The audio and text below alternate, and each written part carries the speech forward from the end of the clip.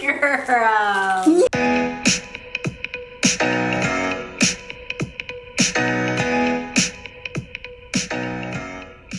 Hey, weirdos. Hey. So, I'm sorry, did you... She's like, I thought I was starting the video. Avery's gonna be in this for a second. But we just wanted to do a video, all things about being a parent. So this is that. I asked you guys to ask us questions on Instagram. Yeah. Did you read the questions? Yeah. About like everything, like basically like what it's really like to be a parent. And we just want to say that this is our experience. Every experience is different. Some people have like it super easy. Some people have it even harder than we had it. This is just our experience. So everything you're going to hear is just from our perspective of whatever. So let's get into it. First question. Are you ready, Avery? Are you ready? Is it true that you don't care about the sleepless nights as soon as your daughter smiles at you? No. Yes and no. Yeah, yes and no. So obviously, like when you have sleepless nights and whatever, like yeah, you do get used to it. I am someone that requires a lot less sleep than Alyssa does. In the beginning, I think I was sleeping like 4 hours. Maybe. Maybe, yeah. That being said, because she had colic, which if you guys don't know what that is, it's basically consistent crying. And she had for the like extreme. yeah. She had the extreme version of it. Yeah. So I think that if Avery would have been a quote unquote normal baby, happy, eat, sleep, poop type of kid, the sleepless nights probably would have been okay, but it was very hard. Besides sleeping, what are the hardest parts so far? What was the easiest? For me, I would say that the hardest part was the mom shaming online. I feel like to this day, I feel like for the rest of our life, we're going to get mom shamed from people online, from people in our own real life. And that is really hard, especially as a new parent where you are trying to figure it all out, and like you don't want to feel like crap for figuring it out, and like you don't want to be told like what to do, like it's your child. Yeah. To me, what was the hardest part was feeling like I was doing everything wrong. And that was just own internal stuff, like the fact that like breastfeeding didn't work out, like that was really hard to have to swallow that pill.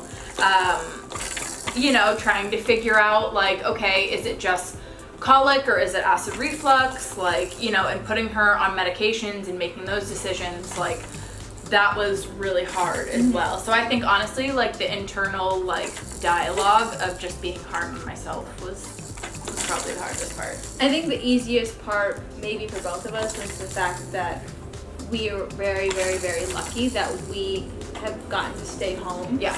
That because honestly of how colicky she was and everything that was going on, if Sam had to do it by herself or if I had to do it by herself, it would have been bad. Let me tell you. Yeah. How do you find time for each other after the baby is born?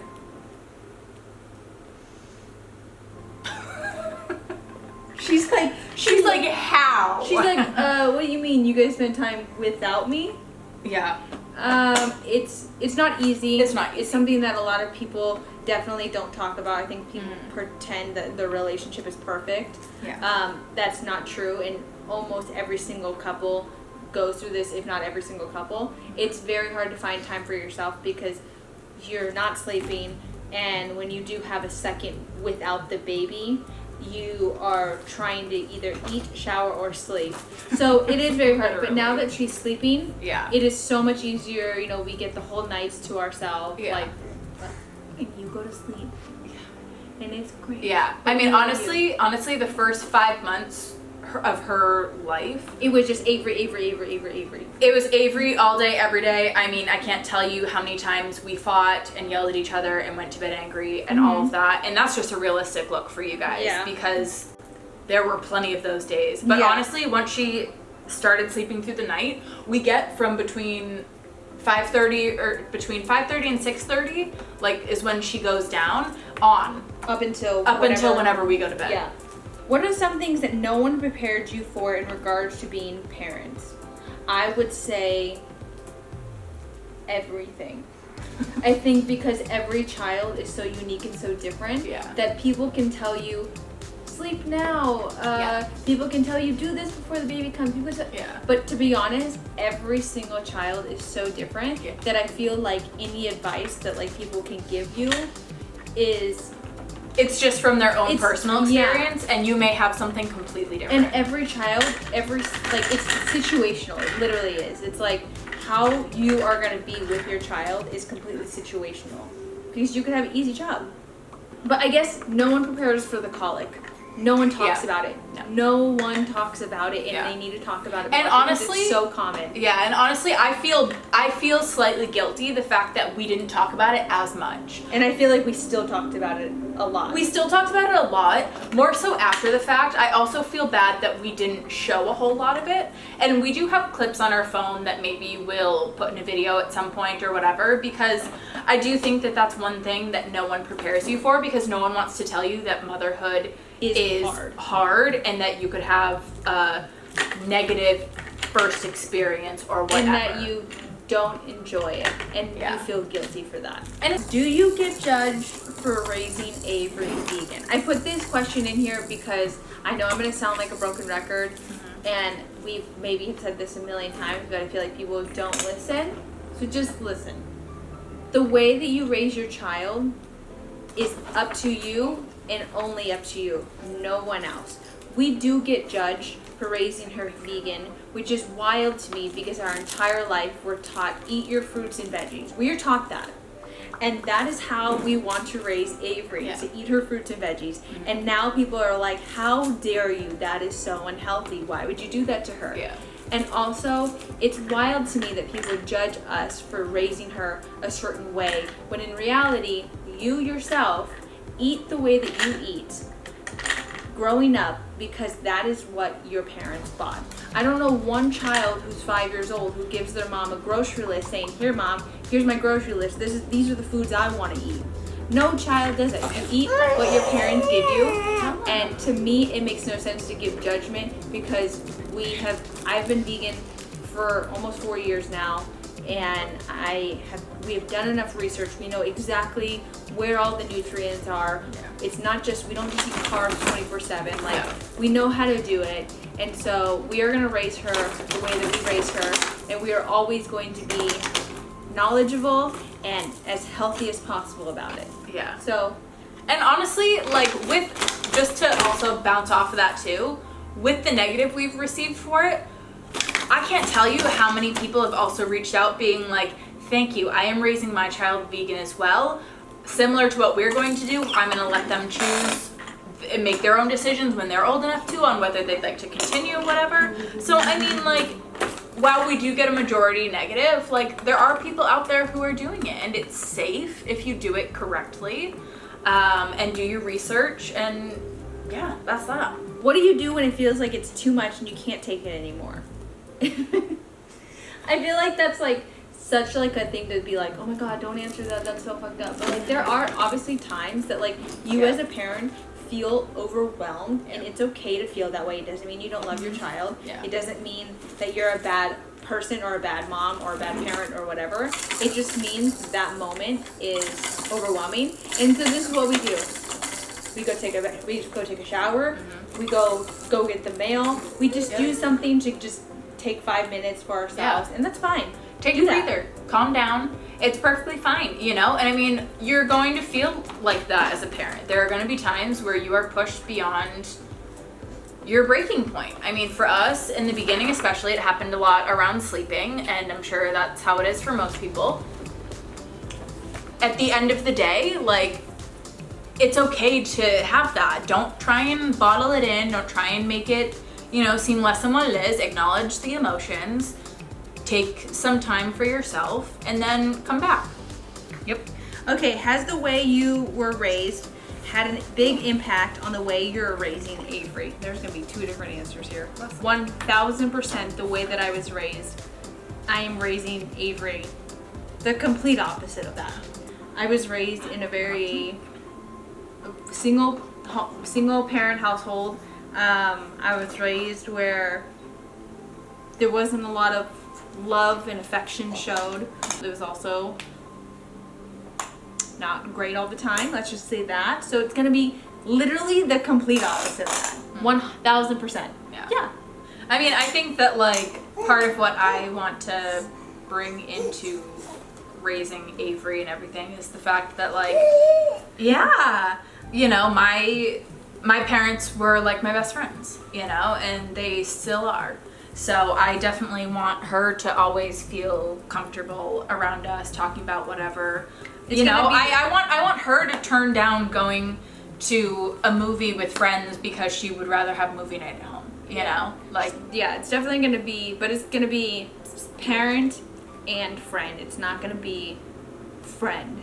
You know, she's gonna be parented. Yeah, no, for sure. Which is gonna be very hard. Yeah, because she is very cute. What is the hardest part not having a father figure for Avery? I don't know why people fixate on this. Maybe it's because like society tells you that like mom and dad, blah blah blah. But realistically, like I said, I was raised in a single parent household, one parent.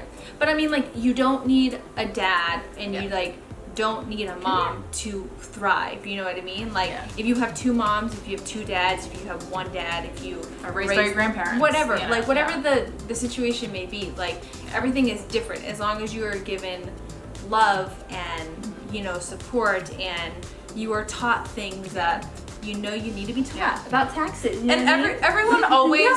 Everyone always harps on the fact that like, oh, you need a mother figure or you need a father figure, but it's like, you don't. You just need love. As long as that one parent or those two parents are raising you to be kind and loving and respectful and all of these great values that you should be and should be raised with.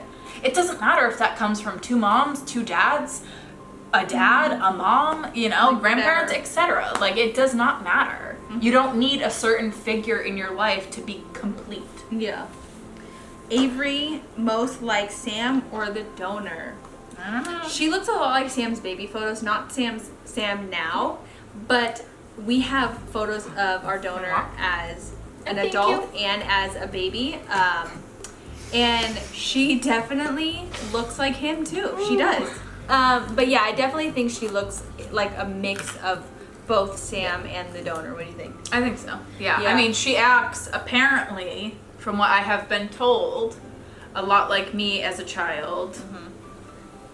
But I mean, obviously, as she gets older, we'll see more. Sassy. But I feel like she looks like a pretty good mix of literally Sam and the donor, which is great because he's cute. So that's why we picked him. And honestly, like, she got all the features from him that we really liked about him that I didn't have. So yeah.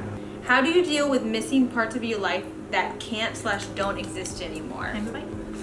To be honest, like, there's not really much or things that we miss or anything like that because this is what we've wanted our entire life. Yeah. So for us, like, this is our life and we are excited about that.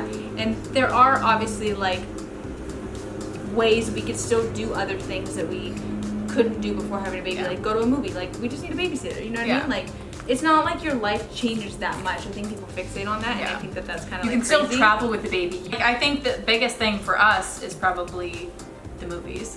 Yeah, that's the only thing we like to do before her. Yeah, but that's cool. We got a TV. We got access to movies. We're fine. Last question. Do you feel like the love for your kids surpasses any love you've ever felt?